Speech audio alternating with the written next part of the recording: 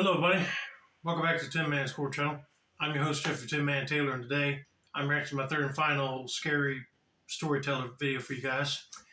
And this one is from Mr. Haunted's channel, and the video is titled "4 Creepy True Out at Sea Horror Stories." So without further ado, I'm going to turn these lights off, move the camera up here for you guys, and let's get this reaction on the road and in the bag, shall we? Okay, here we go.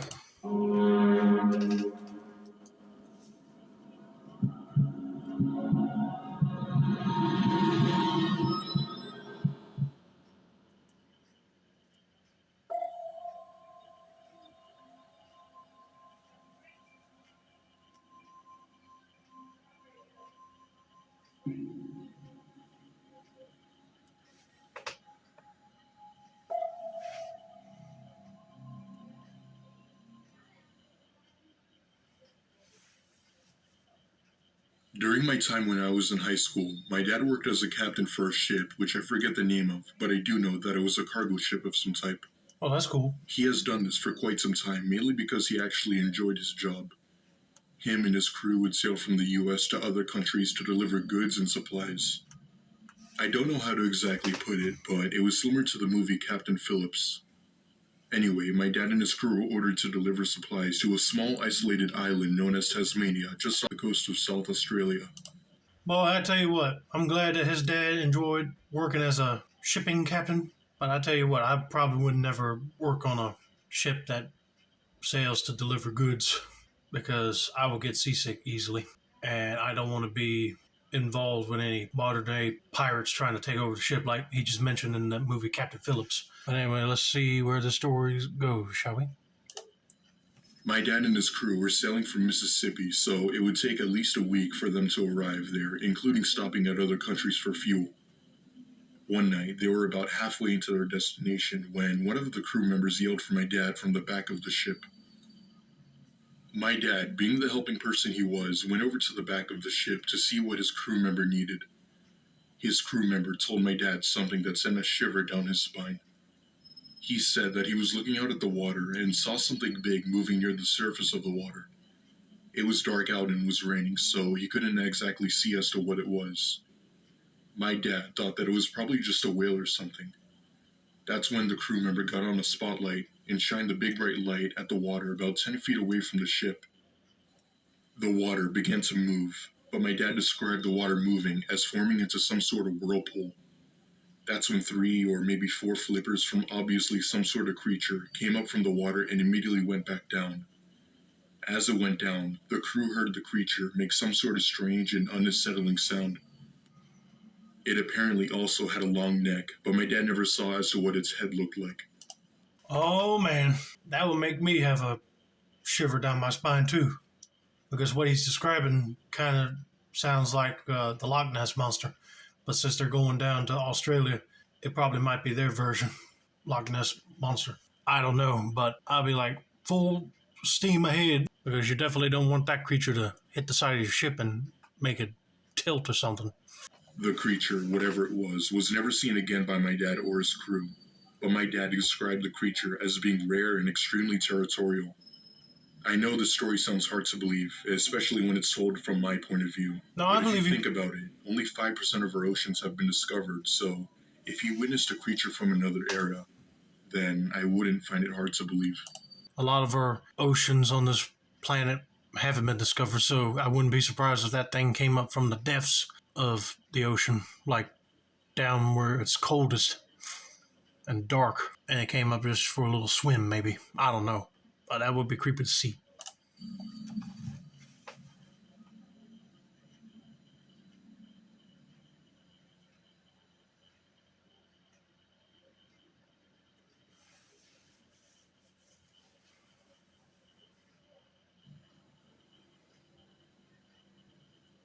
It was the middle of spring of 2016, and at this time I was in my senior year of high school.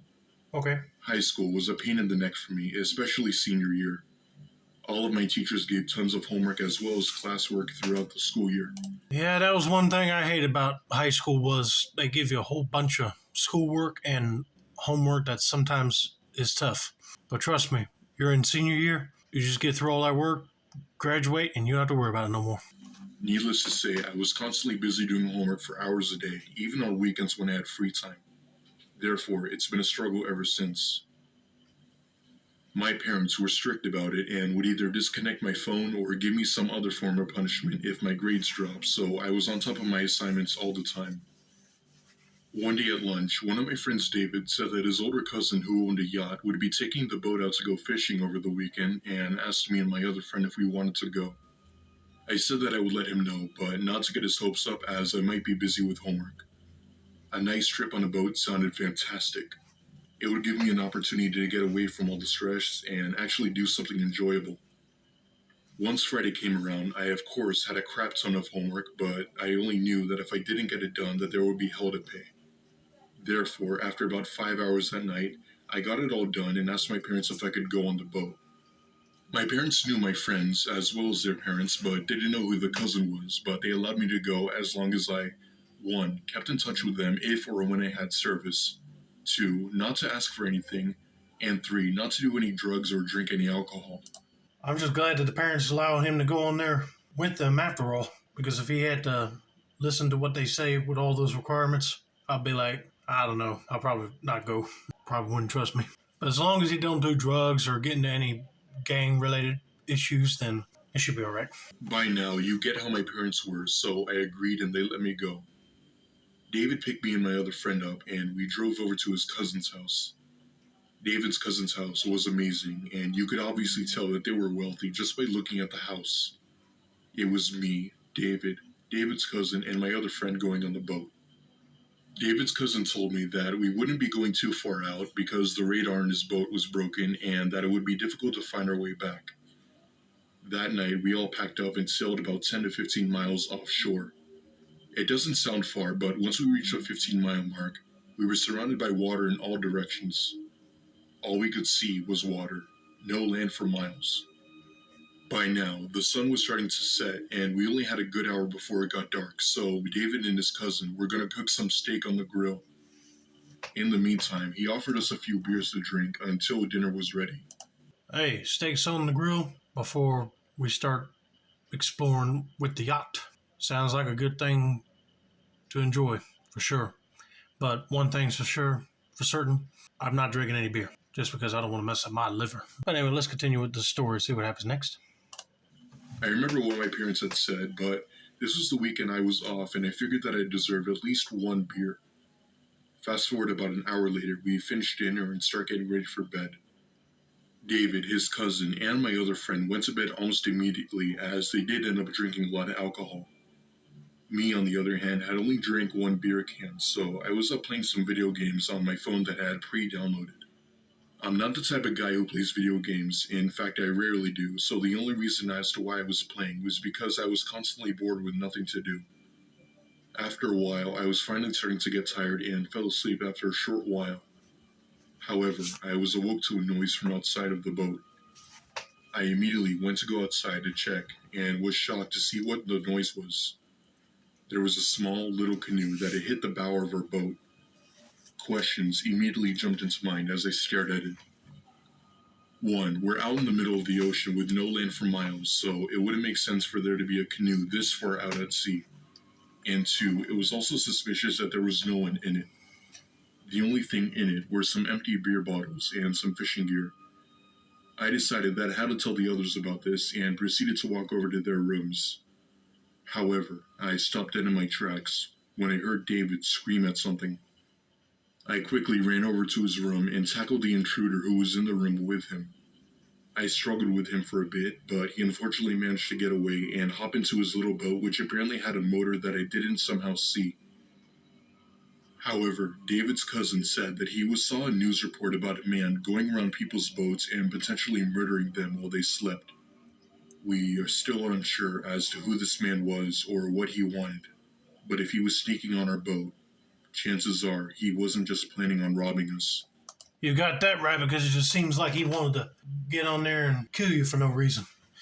Hence why he wasn't afraid of making his presence known with the boat and jumping on board and attacking somebody that quick. But man, glad you got him off of there and he left, but I would have been calling Coast Guard. just to see if they can go catch that dude before he makes it to shore somewhere, and then call my parents. But I know they probably would have been all upset, and they ask you to come on home and cut that trip short. But something like that would just kill the trip for me altogether. Just thank God that they're okay and didn't get slaughtered on the yacht.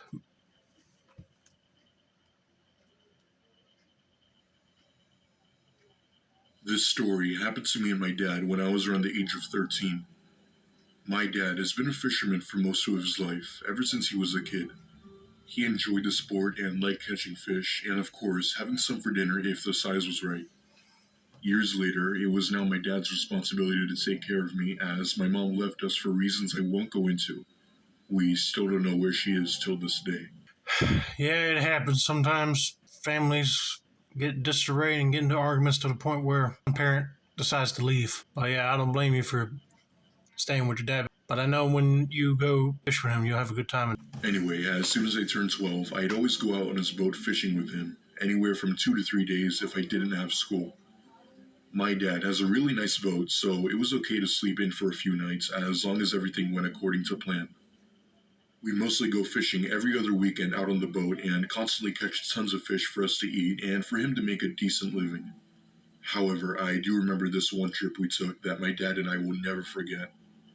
I say never forget as this was possibly the creepiest and unexplainable incident we've ever encountered during our times of fishing. It was a Saturday night, and I remember we sailed further out to sea to try and catch a bigger fish like swordfish. We eventually did end up catching some bigger fish, but not the swordfish we hoped for. I was up on top of the boat with the spotlight to see if the light could reveal some fish on the surface of the water while my dad fished below. For some reason, I turned the spotlight to the right of me towards the open water. I was looking out at the water when I noticed something pop out from beneath the waves. I immediately jumped up, hoping it was a swordfish, but after I shined the light towards its direction, it went back under.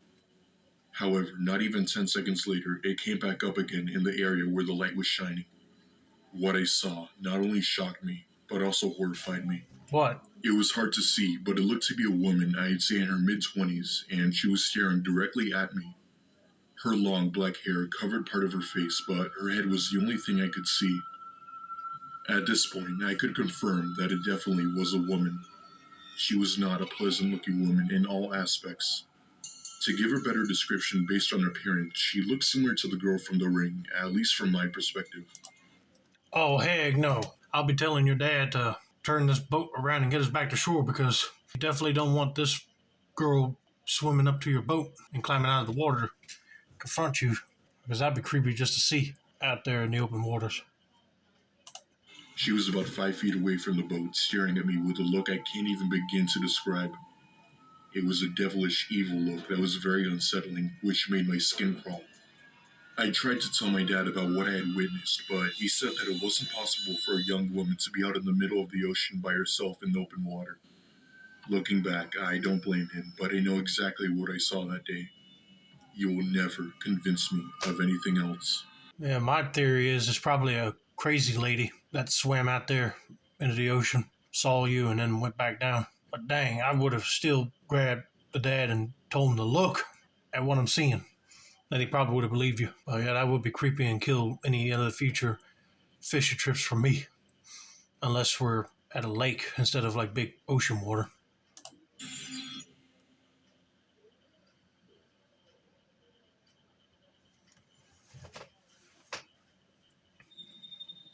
It was mid-September of 2014, and I just recently bought my own boat that I'd been saving up for years. The boat was nothing big or anything special. It was just your average fishing boat you'd see on the water with 2 or 3 people. I've been a fisherman in the North Atlantic for most of my life and absolutely enjoyed it. It was calm and relaxing, and this may sound strange to some people, but I actually liked waiting for a bite or a nibble. On top of that, fishing was my job, and I got paid pretty good weekly to at least make a living. At the end of the month, I was ordered to go out a little further to sea to catch a specific type of fish that's mainly located in one specific area at a certain time, around 8 p.m. to be exact. It wasn't a hard task. You mainly catch around 3 or 4 of these fish, and if you were lucky, you'd maybe catch around 10. One night, I was on my usual route to that area to try to get a decent catch. I'd stopped my boat to eat my dinner when, all of a sudden, I heard something bopping in the water. It was pretty much dark out by now, but I looked out in the distance and noticed a small motorboat with no one in it. It was strange to see something like this, especially this far out at sea. The current kept pushing the boat toward my boat, and it eventually did, creating a big thud. I looked at it and was horrified as to what I saw. There was a horrible smell coming from it, and that's when I noticed dark red liquid stains smeared on the sides of the boat. I'd also like to mention that this boat had what looked like to be Japanese writing on it, which was also very strange. There was also some fishing gear and some personal belongings scattered. At that point, I'll be grabbing a satellite phone if you brought one out with you and call Coast Guard because that seems like a murder investigation. And I wouldn't even touch it because they could tow it back to shore and get the police to look at it and figure out who that boat belongs to. And if they're murdered, then they can use that as evidence for a case. I kept staring at it, wondering as to why it was just abandoned. The freakiest part is that what actually happened to the people or person who was on this boat. The smeared red liquid and the scattered belongings just didn't make sense to me. However, what I do know is that whatever happened to the people on that boat wasn't at all good. Like I said earlier, they were probably deleted from this earth way too soon. Probably by some pirates that were trying to get some valuables off of them and they killed them, or might have been a bunch of ruthless juveniles that don't care about humanity whatsoever. I mean, that's my guess because he didn't say what happened to the boat afterwards and didn't say if he found out any police investigations on the news or anything about it. But that's my theory. As it would be gruesome to see float up near your boat. But anyway, I hope you guys enjoyed this video. Don't forget to like, subscribe, turn on those post notifications for more Mr. Haunted content like this. This has been another successful installment of the Tin Man Score channel. I'm your host, Jeffrey Tin Man Taylor, and that's a wrap. And have a nice day.